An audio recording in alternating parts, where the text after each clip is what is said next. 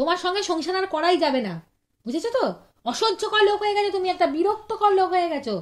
আমি তোমার সঙ্গে আর থাকবোই না, আমি বাপের বাড়ি চলে যাবো। যাবে?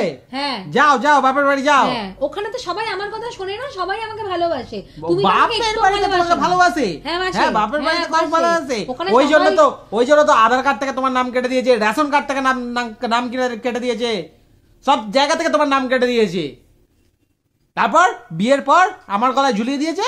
আমার গলায় ঝুলিয়ে দিয়ে দেখো, আমি তোমার আধার কার্ডে নাম লিখিয়ে দিয়েছি, রেশন কার্ডে নাম লিখিয়ে দিয়েছি, এমনকি আমার মরার পর যাদের সব সম্পত্তি তুমি পাও সেটাও ব্যবস্থা করে দিয়েছি।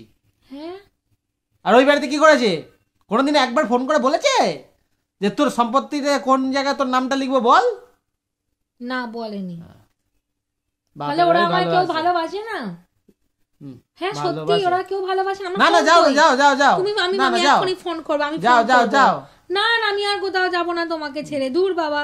তুমি সবসময় খালি এরম ভাবো আমি যাবো না, আমি বাড়িতেই থাকবো, আমি তোমার কাছেই থাকবো, কিন্তু আমি ফোন করে ব্যাপারটা তো বুঝতে হবে নাকি? এরম করলে আমায় কেউ ভালোবাসে না একটু? তুমি সত্যি ঠিকই বলেছো গো, আমি যাতে ভেবেই দেখিনি কোনোদিন। হে ভগবান, আমাকে কেউ ভালোবাসে না, আমি কি বুঝতাম আর কি হলো।